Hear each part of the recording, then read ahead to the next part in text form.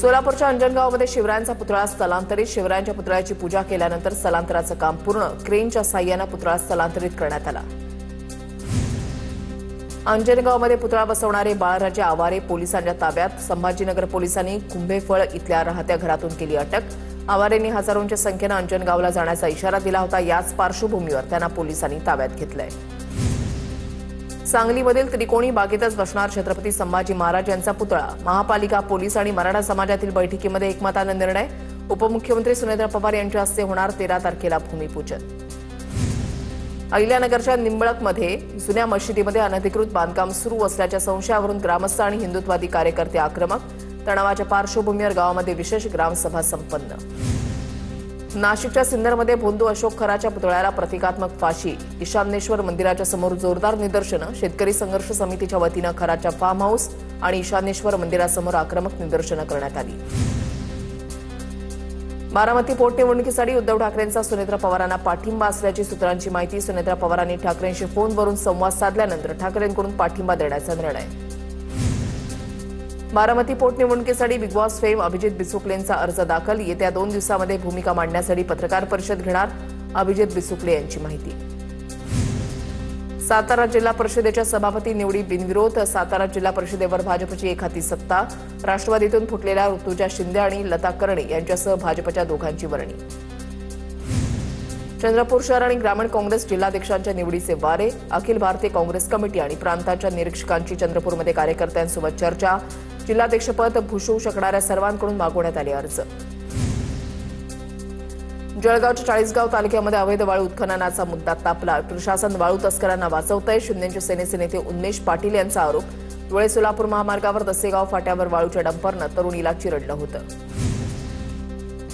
इचलकरंजी शहर अतिक्रमण मुक्त करणार. पत्रकार परिषद घेत महापौर आणि उपमहापौरांचा संकल्प. शहर अतिक्रमण मुक्त करून रोल मॉडेल बनवण्याचा संकल्प. इचलकरंजीमध्ये शिवसेना शिंदे गटाची बैठक. जनगणना आणि मतदार नोंदणीसाठी पीएलओ नेमण्याचा निर्णय. लातूर महापालिकेची लाखो रुपयांची थकबाकी वाढल्यानं पाणी पुरवठा बंद. पाटबंधारे विभागाचा निर्णय. पाटबंधारे विभागाची थकबाकी न दिल्यानं घेण्यात आला निर्णय. लातूर शहराला मांजरा धरणातून केला जातो पाणी पुरवठा. चंद्रपूर महापालिकेनं 640 मालमत्ता कर थकबाकीदारांची नावं प्रसिद्ध केली. थकबाकीदारांची नावं बॅनरवर छापून चौकात लावली.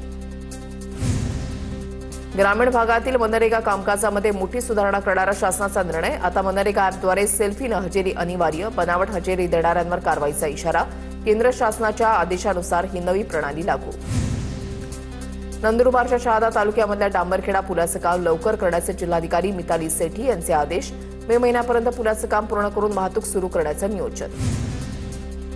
सोलापूरच्या करमाळा तालुक्यामधल्या कुगाव ते इंदापूर तालुक्यातील शिरसोडी दरम्यान उजनी जलाशयामध्ये उभारला जातोय पूल. पुलाचं 25% काम पूर्ण व्हायला लागणार अजून 2 वर्ष. रायगडच्या दहिवली भागामध्ये उष्णतेनं कलिंगडाचं मोठं नुकसान. तर युद्धामुळे कलिंगडाची निर्यात बंद असल्यामुळे शेतकऱ्यांचं आर्थिक नुकसान झाल्याची माहिती. महिला शेतकऱ्याला आश्वासन. अजित पवारांच्या राष्ट्रवादीचे युवा नेते जय पवार यांनी नुकसानग्रस्त शेतीची पाहणी केली. त्वरित पंचनामे करून शेतकऱ्यांना लवकरात लवकर मदत देणार. जय पवारांचा आश्वासन. नाशिकच्या निफाड तालुक्यामध्ये अवकाळी पावसानं कांदा उत्पादक शेतकऱ्यांचं नुकसान. अवकाळीचा सर्वाधिक फटका निफाडच्या वाकद इथल्या अरुण बडवर या दिव्यांग शेतकऱ्याला बसला. पावसामुळे शेतामध्ये काढून ठेवलेला संपूर्ण कांदा भिजला. अकोला जिल्ह्यामधल्या बार्शी टाकळी तालुक्यामध्ये वादळी वारा आणि अवकाळी पावसाचा तडाखा. सारखीने इथे घरांवरचे पत्रे उडाले. झाड पडूनही मोठं नुकसान झालेल्या शेतकऱ्यांना शासन लवकरच मदत करणार. भाजपचे माजी प्रदेश सरचिटणीस विजय चौधरींचं शेतकऱ्यांना आश्वासन. नंदुरबार जिल्ह्यामध्ये वादळी वारे आणि अवकाळी पावसामुळे शेतीचं मोठं नुकसान. शेतकरी आर्थिक संकटात.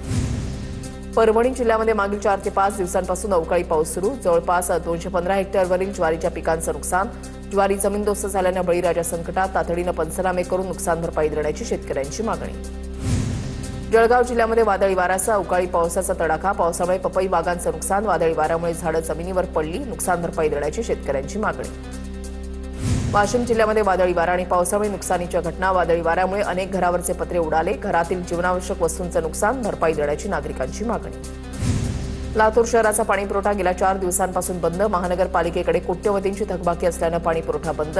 पालिकेनं 40 लाखांची पाणीपट्टी पाटबंधारे विभागाकडे भरली असून लवकरच पाणीपुरवठा सुरळीत होण्याचा अंदाज. राज्यामध्ये एकीकडे अवकाळी पाऊस आणि गारपीट सुरू असताना चंद्रपूर शहरामध्ये मात्र पाण्याची टंचाई. शहरातील एकमेव रामाळा तलावातील पाणीसाठा कमी होतोय. आगामी काळात पाणी टंचाईचं संकट ओढवण्याची शक्यता. छत्रपती संभाजीनगरच्या चितेगाव परिसरात मुख्य जलवाहिनी फुटली. ऐन उन्हाळ्यामध्ये शहरातील पाणीपुरवठा विस्कळीत. सिडको, गारखेडा आणि जुन्या शहरातील नागरिकांना पाणी टंचाईचा फटका. परभणी शहराला येलदरी आणि रहाटीमधून होणारा पाणीपुरवठा खंडित. पूर्णा पाटबंधाऱ्याचे महानगरपालिकेकडे 51 कोटी थकल्यानं पाणीपुरवठा केला खंडित. अहिल्यानगरच्या मध्यवर्ती असलेल्या ग्राहक भंडार गॅस एजन्सीमध्ये गॅस मिळत नसल्यानं गोंधळाचं वातावरण. गोंधळ घालणाऱ्या नागरिकांना पोलिसांनी पांगवलं. युद्धामुळे घरगुती गॅस सिलेंडरचा तुटवडा होत असल्यामुळे नागरिक आक्रमक. शहादा शहरातील रेखा इंडियन गॅस एजन्सीच्या विरोधात नागरिकांचा संताप. सिलेंडर वेळेवर मिळत नसल्यामुळे ग्राहक तासनतास उन्हामध्ये उभे. जिल्ह्यामध्ये गॅसचा तुटवडा नसताना सुद्धा दिवसामध्ये फक्त 20 बुकिंग घेण्याचा प्रकार. रायगडच्या पेणमधील कामार्ली परिसरामधील गॅसचा पुरवठा ठप्प झाल्यानं हॉटेल चालकांवर चुलीवर स्वयंपाक करण्याची वेळ. वाढलेल्या जेवणाचा ताण आणि त्यात लाकडावर स्वयंपाक अशी हॉटेल मालकांची तारेवरची कसरत. नागपुरात व्यावसायिक गॅस सिलेंडर वितरणासाठी पोलिसांच्या गाईडलाईन्स. रुग्णालय, निवासी शाळा, अत्यावश्यक सेवा असलेल्यांनाच वितरण. हॉटेल, खासगी संस्थेमध्ये सिलेंडर दिल्यास कारवाई होणार. अनेक भागात घरगुती गॅस वितरण हे सुरळीत सुरू. गॅसच्या तुटवड्यामुळे परभणीमधील 7 एलपीजी पंप 3 दिवसांपासून बंद. एलपीजी गॅस मिळत नसल्यामुळे रिक्षा चालकांकडून भाडेवाढ. पंपावर काम करणाऱ्या कर्मचाऱ्यांवर देखील उपासमारीची वेळ. छत्रपती संभाजीनगरमध्ये ऑटो एलपीजी चालकांना अल्पसा दिलासा मिळणार. मुंबईहून 18 टन ऑटो एलपीजी छत्रपती संभाजीनगरमध्ये पोहोचणार. 30,000 रिक्षा चालकांपैकी 7,000 रिक्षा चालकांना प्रति 5 लिटरनं गॅस दिला जाणार. अकोल्यामध्ये अवैध डिझेल साठ्यावर पोलिसांची कारवाई. 750 लिटर डिझेल जप्त. या कारवाईमध्ये आरोपीला पोलिसांनी ताब्यात घेतलं. पेट्रोल आणि डिझेलच्या काळा बाजारावर पोलिसांनी कारवाईचा बडगा उगारला. नाशिकमध्ये व्हिडिओ व्हायरल करून खंडणी मागितल्याप्रकरणी तक्रारदार व्यावसायिकावरही गुन्हा दाखल. व्यावसायिकांना 100हून अधिक महिलांचं लैंगिक शोषण केल्याची माहिती.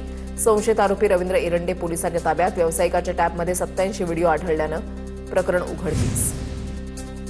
वर्धा शहरामध्ये अवैध व्हिडिओ गेम पार्लरवर कारवाई. 2 जणांवर शहर पोलीस ठाण्यामध्ये गुन्हा दाखल. व्हिडिओ गेम मशीनसह 4 लाखांचा मुद्देम. धाराशिव जिल्ह्यामधल्या ज्योतिबाची वाडीमध्ये ज्योतिबा यात्रा उत्सवाला सुरुवात. ज्योतिबाच्या दर्शनासाठी लाखो भाविकांची गर्दी. गुलाल खोबऱ्यांच्या उधळणीमध्ये ज्योतिबा भक्तांच्या भक्तीला उधाण. बुलढाण्यामधल्या खंडाळा देवी इथे चैत्र पौर्णिमेनिमित्त जगदंबा देवीचे भव्य यात्रेचं आयोजन. 150 वर्षांची परंपरा आजही कायम. मिरवणुकीमध्ये देवीच्या सोंगातील व्यक्तीकडून मुलांना ओलांडण्याची अनोखी परंपरा. बुलढाण्याच्या खामगावमध्ये पुरातन खंडोबा मंदिराचा यात्रा महोत्सव मोठ्या थाटात साजरा. गेल्या 150 वर्षांपासून जोपासली जाणारी पाळ्या गाड्या ओढण्याची परंपरा यंदाही हजारो भाविकांच्या उपस्थितीमध्ये संपन्न.